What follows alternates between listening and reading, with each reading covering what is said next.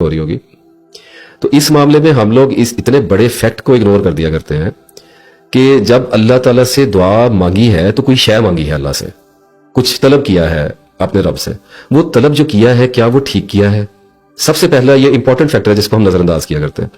دیکھیے میں آپ کو اپنے بارے میں ایک بات عرض کرتا چلوں کہ میں نے پہلے بھی یہ بتایا تھا کہ 45 سال میری عمر ہو چکی ہے, اور مجھے اپنی 45 سال کی زندگی میں کوئی ایک دن, کوئی ایک لمحہ بھی ابھی تک ایسا نہیں ملا جس میں نعوذ باللہ اللہ تعالیٰ پر کوئی الزام دھر سکوں. عام طور پہ ہم کیا کرتے ہیں ایسے کہ اللہ نے نہیں دیا مجھے, لوگ جذباتی ہو جایا کرتے ہیں اور اس قسم کی باتیں اکثر ٹوٹ جایا کرتے ہیں, انسان کیا کرتے ہیں. مجھے اپنی زندگی میں کوئی ایک لمحہ ایسا نظر نہیں آیا, اور ایک وقت مجھ پہ کچھ ایسے گزرے ہیں جن پہ اللہ تعالیٰ سے میں نے گلے بھی کیے اور شکوے بھی کیے کہ عطا نہیں کرتے ہو, اور میں نے اتنا مانگا ہے تو مجھے کیوں نہیں دیتے ہو. ایسی باتیں میں نے اللہ سے کی. لیکن جب میں ان وقتوں سے گزرا اور اللہ تعالیٰ نے ذہنی پختگی عطا کی اور علم عطا کیا, الحمدللہ رب العالمین, اور میں نے اس گزرے ہوئے وقت میں واپس جا کر, کیونکہ جو وقت گزر چکا وہ غائب نہیں ہوتا, وہ ہمارے علم کے ادراک میں دے دیا جاتا ہے اور ہم اس میں واپس جا کر اینالائز کر سکتے ہیں کہ کیا ہوا تھا اس وقت. تو جب میں نے غور کیا تو مجھے ایسا دکھائی دیا کہ میں غلط تھا. اب آدمی غلط کیسے ہوتا ہے کہ آدمی کو اپنی ذات سے ہمدردی ہوتی ہے, سیلف سمپتھی ہوتی ہے, اور 99% آدمی جو شے مانگ رہا ہوتا ہے وہ اگر غیر جانبدار ہو کر پوری یکسوئی کے ساتھ اس پر غور کرے تو اس کو یہ دکھائی دے سکتا ہے کہ یہ شے میرے لیے ٹھیک نہیں ہے, یا اس شے یا شخص کے مانگنے کے پیچھے میرے اندر لالچ کار فرما ہے. بعض حالتوں میں بغض, کینہ بھی اور حسد بھی کار فرما ہوتا ہے, اور بہت ساری ہماری جبلیات ہوتی ہیں جو ہمارے دل کے اندر ایک طلب پیدا کرتی ہیں, ڈیمانڈ پیدا کیا کرتی ہیں. تو سب سے پہلا فیکٹر جو ہمیں دعا مانگتے ہوئے پوری طرح سے جانچ لینا چاہیے, پرکھ لینا چاہیے کہ ہم جو شے اللہ سے مانگنے جا رہے ہیں, کیونکہ اللہ سے مانگنا ہے, اللہ سے جب ہم کوئی شے مانگ لیتے ہیں تو اس کا مطلب یہ ہے کہ بندے کو پتہ ہونا چاہیے کہ اس کے لیے ضرورت ہے کہ نہیں ہے, اس کے لیے جائز ہے کہ نہیں ہے. اور بعض صورتوں میں اگر اس کو جائز بھی دکھائی دیتی ہے تو کیا اس دعا کے مانگنے سے کسی کی حق تلفی تو نہیں ہوتی, اور کیا اگر وہ دعا مانگ رہا ہے تو وہ کسی گلٹ کی وجہ سے, یا کسی کے خلاف حسد کی وجہ سے, یا اپنے ماضی کے کسی پچھتاوے کی وجہ سے, یا کسی کی دشمنی کی وجہ سے. بعض اوقات لوگوں نے کوئی ایسے دکھ ہمیں دیے ہوتے ہیں جن کی وجہ سے ہم کچھ ایسی دعائیں مانگتے ہیں جو دیکھنے میں تو بظاہر بڑی معصوم اور بے ضرر دکھائی دیتی ہیں, لیکن اگر وہ قبول کر لی جائیں تو کچھ دوسرے لوگوں کی زندگیاں الجھ کر رہ جائیں گی اور تباہ ہو جائیں گی. تو ایک تو میری آپ لوگوں سے گزارش ہے کہ جب دعا مانگتے ہیں تو اپنی عقل کو روشن رکھا کریں, اور جب عقل روشن ہوتی ہے تو جذبات ماند پڑ جایا کرتے ہیں, دھیمے پڑ جایا کرتے ہیں, کیونکہ عقل جو ہے یہ ایموشنل نہیں ہوتی, انٹلیکٹ فیکٹ بیس ہوتی ہے, یعنی عقل دلیل کے ساتھ چلتی ہے. اس پر میں پہلے تفصیل سے بات کر چکا ہوں بہت ساری ویڈیوز میں.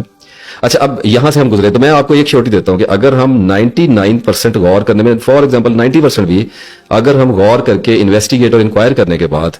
یہ دیکھ لیں کہ جو ہم اللہ سے مانگنے جا رہے ہیں کیا وہ درست ہے یا نہیں, تو میں آپ کو یقین دلاتا ہوں کہ ہماری 90% دعائیں جو ہیں وہ ہم اللہ سے نہیں مانگیں گے. اب یہاں تک آ گئے تو پیچھے بچ کی 10% دعائیں جو بالکل عین ضرورت کی ہوں گی, جیسے رزق کی تنگی کا آدمی شکار ہو جایا کرتا ہے. بعض لوگوں کی وہ اولاد کی بڑی تمنا ہوتی ہے, بیٹیاں ہوتی ہیں تو بیٹوں کی تمنا ہو جاتی ہے, بیٹے ہو جائیں تو بیٹیوں کی تمنا ہوتی ہے, دونوں نہ ہوں تو پھر کسی کی بھی تمنا پیدا ہو جایا کرتی ہے. اور بعض دفعہ کوئی ایسی جسمانی بیماری لگ جاتی ہے جو آدمی بالکل برحق ہوتا ہے کہ اللہ تعالیٰ سے اس کی شفا مانگے. اور ثابت تو میں یہ بھی کر دوں گا, ایک مقام آتا ہے کہ خود ہی کو کر بلند اتنا کہ ہر تقدیر سے پہلے خدا بندے سے خود پوچھے بتا تیری رضا کیا ہے. تو بہرحال وہ تو بڑی اوپر کی ایک جگہ ہے, لیکن بات کرنے کا ایک مقصد یہ ہے کہ جتنا غور و خوض کرتا چلا جائے گا زبان اتنی خاموش ہوتی چلی جائے گی. مطلب اس کا یہ نہیں ہے کہ مانگنے سے آزاد ہو جائے گا, اللہ سے نہیں مانگے تو اللہ تو غصہ کر جاتا ہے, مانگنا تو اللہ سے ہے. اور یہ کوئی ایسی بات نہیں ہے کہ فار دی سیک آف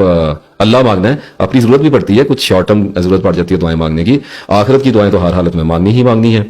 تو اب بات ہم یہاں تک لے کے آئے کہ کچھ دعائیں ایسی ہوتی ہیں کہ ساری انکوائری کرنے کے بعد, ساری انویسٹیگیشن کرنے کے بعد ہم اس رزلٹ پہ پہنچتے ہیں کہ ہمیں اللہ تعالیٰ سے یہ دعا مانگنی ہے. اس کا مطلب یہ ہے کہ اب ہم یکسو ہو گئے اللہ تعالیٰ کے ساتھ. تو اب جب ہم دعا مانگیں گے یکسو ہو کے تو ہماری جو انداز دعا ہے وہ بالکل ڈیفرنٹ ہوگا, وہ اس میں جذباتی پن کم سے کم ہوگا,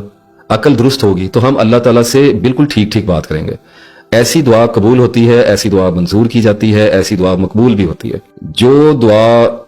آپ اللہ سے مانگ رہے ہیں اس میں جذبات کا عمل دخل ہونا بھی ایک حد تک ضروری ہوتا ہے. رو کے نہ مانگی جائے تو عقل کی دعا کا بھی کوئی فائدہ نہیں ہے. تو دونوں اسپیکٹ کو ساتھ ساتھ لے کے چلنا پڑتا ہے. میرے کہنے کا مطلب یہ ہے کہ اگر بہت دکھ پہنچا ہے یا کسی شے کی بے پناہ طلب اپنے اندر پاتے ہیں اور زندہ رہنا مشکل ہوا جاتا ہے اور یہ پتہ چل گیا ہے کہ اللہ تعالیٰ سے مانگنا ہے، مانگنا چاہیے، اس میں تو کوئی حرج والی بات نہیں ہے، مانگنا تو ہے ہی ہے، لیکن کوئی ایسی خاص دعا آ گئی ہے جو آپ کو لگتا ہے کہ اب اللہ سے مجھے مانگنا ہی مانگنا، مجھے اللہ سے یہ چاہیے ہے، ہر حالت میں میں اللہ سے لوں گا یا لوں گی اس دعا کو، اس کی قبولیت مجھے چاہیے اللہ سے، تو پہلے تو رو کے مانگ لیجئے، گڑ گڑائیے اللہ کے آگے، التجا کیجئے